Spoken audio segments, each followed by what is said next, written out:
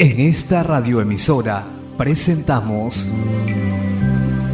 Llaves para vivir con éxito, a cargo del internacionalmente conocido maestro de la Biblia y escritor Derek Prince, quien comparte su experiencia personal y ministerio cristiano en Llaves para vivir con éxito. Bienvenidos.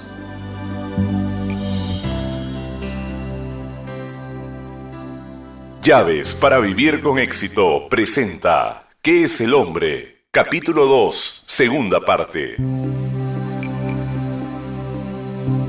Me alegro de estar nuevamente con ustedes en la continuación de mi tema para esta semana, ¿qué es el hombre? En mis charlas anteriores he dicho que el hombre es un ser trino, creado a semejanza de un Dios trino. Trino significa tres en uno. Dios es revelado por las Escrituras como tres personas, Padre, Hijo y Espíritu Santo. No obstante, es un solo Dios. El hombre fue creado en semejanza de Dios y las Escrituras revelan que el hombre es un ser trino que consiste en espíritu, alma y cuerpo. No obstante, es una sola persona. Bien, debido a la rebelión del hombre con Dios hemos visto que sucedió un cambio radical en cada una de las áreas de su personalidad. Su espíritu murió, su alma se infectó de rebelión, su cuerpo cayó sujeto a la corrupción, al deterioro y finalmente a la muerte.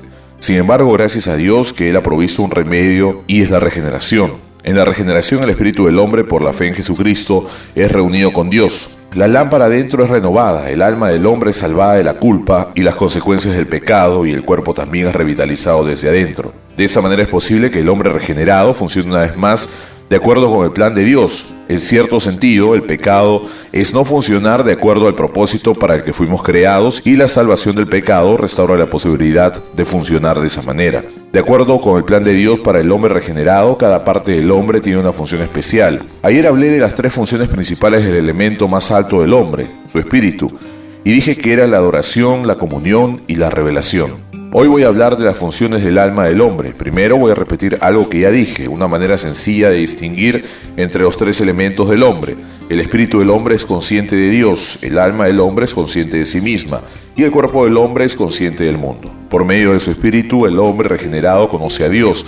Por medio de su alma se conoce a sí mismo, y por medio de su cuerpo y sus sentidos conoce el mundo que lo rodea. Es importante recordar que solo la palabra de Dios puede dividir entre el alma y el espíritu, los dos elementos internos de la personalidad del hombre. Eso lo dice bien claro el escritor de Hebreos en Hebreos 4:12, que dice: porque la palabra de Dios es viva y eficaz, y más cortante que toda espada de dos filos, y penetra hasta partir el alma y el espíritu, las coyunturas y los tuétanos, y discierne los pensamientos y las intenciones del corazón. Yo siempre pienso en términos de un bisturí y de un cirujano que penetra en las profundidades del cuerpo humano, pero la palabra de Dios es un bisturí espiritual que separa en la profundidad de la personalidad del hombre entre su espíritu y su alma. Si no recibimos la revelación de la palabra de Dios estudiándola y aplicándola, no comprenderemos la diferencia entre el espíritu y el alma. Sin la revelación de la palabra de Dios, el hombre solo sabe que hay algo dentro suyo, una personalidad interna, pero realmente no puede entender las diferentes partes o sus funciones, de manera que dependemos de la palabra de Dios para que nos lo revele. Recuerde que dije que la palabra de Dios es un espejo que muestra no la apariencia externa y forma del hombre, sino un ser interno, sus elementos y cómo funciona. Tratemos ahora de ver un cuadro más claro del alma. Esto es de gran importancia si hemos de vivir exitosamente nuestra experiencia cristiana. El alma es el yo, es el ego, es la parte del hombre que comienzan las frases con esta palabrita, yo. Según la mayoría de los intérpretes bíblicos, el alma tiene tres funciones principales. Recuerda las tres funciones principales del espíritu: la adoración, la comunión y la revelación, todas relacionadas con Dios. Ahora, las tres funciones principales del alma en cierto sentido están todas relacionadas con el yo. Las tres son la voluntad, el intelecto o mente, las emociones. Voy a repetirlas otra vez. Las tres funciones principales del alma son la voluntad, el intelecto, o pudiéramos decir la mente, las emociones. Pongamos esto en palabras sencillas. La voluntad dice yo quiero. Esta es la expresión del alma individual por medio de su voluntad, y en cierto sentido determina la dirección de esa vida. Yo quiero, yo no quiero. Yo haré, yo no haré. Son expresiones del alma del hombre, y es crítico el asunto porque determina el curso de la vida del hombre. Un hombre puede decidir creeré o no creeré, me sujetaré a Dios o no me sujetaré a Dios, amaré a mi esposa o no amaré a mi esposa, y cualquier decisión que el alma haga es decisiva en el curso de esa vida. Hagamos un contraste entre el alma y el espíritu en ese respecto. El espíritu expresa a Dios, el alma se expresa a sí misma. La función del espíritu es expresar a Dios, el alma se expresa a sí misma. Veamos la siguiente función del alma. El intelecto o la mente se expresa en esta frase sencilla: yo pienso.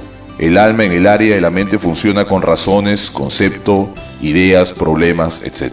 Hay una diferencia muy importante entre dos cosas que externamente aparecen como similares entre el espíritu y el alma. Por ejemplo, el espíritu tiene conocimiento directo por revelación. El espíritu dice: yo sé, yo conozco a Dios, yo sé que tengo vida eterna, yo sé que mis pecados han sido perdonados.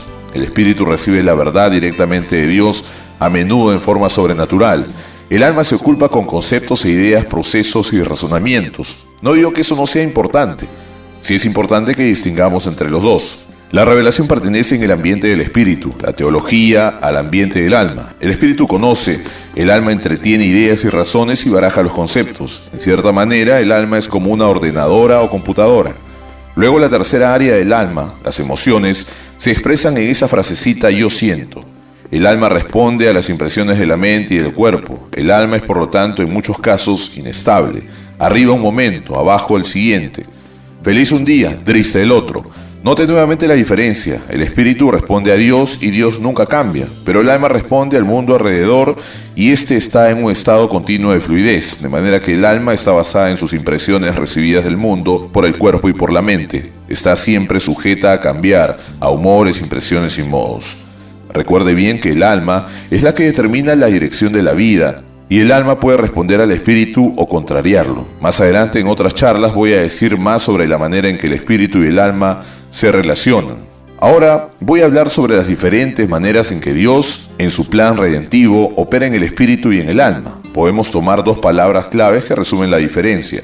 El espíritu tiene que ser regenerado, tiene que nacer de nuevo. El espíritu debe tener esa vida en particular que procede únicamente de Dios. Cuando Jesús dijo: os es necesario nacer de nuevo, hablaba de una experiencia espiritual, porque inmediatamente después Él dice: lo que es nacido del espíritu, espíritu es, contrastando ese nacimiento con el nacimiento físico. Así pues, el renacimiento es algo que afecta al espíritu del hombre primordialmente, pero el alma necesita ser salvada. El alma es culpable. El alma se ha rebelado, el alma es el autor de la rebelión y por consecuencia Dios trata con el alma sobre esa base de rebelión. Dios dice en el Evangelio: el castigo por tu pecado y tu rebelión ha sido pagado con la muerte de Jesucristo en la cruz. Te ofrezco perdón, paz y reconciliación, pero con una condición: que rindas tu rebelión. La llave que abre la puerta de la salvación para el alma es primero y después rendirse. Por eso es que creer intelectualmente sin rendirse no produce el cambio radical que necesita el alma. Hay muchas personas que tienen una fe intelectual, honestamente, intelectualmente creen la verdad del Evangelio, pero nunca han visto que ellos son el enemigo y que la única manera que llegarán a reconciliarse con Dios es por medio de la redención. La llave para el bien del alma es rendirse. En la Segunda Guerra Mundial, cuando las potencias del eje pidieron paz a los aliados demandando ciertas condiciones, la respuesta de los aliados fue: no aceptamos condiciones, demandamos rendición incondicional. Así es como Dios responde al alma humana cuando quiere paz. Dios dice: no acepto condiciones, demando rendición incondicional. Solamente con la rendición incondicional puede el alma reconciliarse con Dios y tener paz y salvación. Bien, nuestro tiempo de hoy terminó. Regresaré mañana a la misma hora para continuar hablando sobre las funciones del tercer elemento en el hombre, el cuerpo.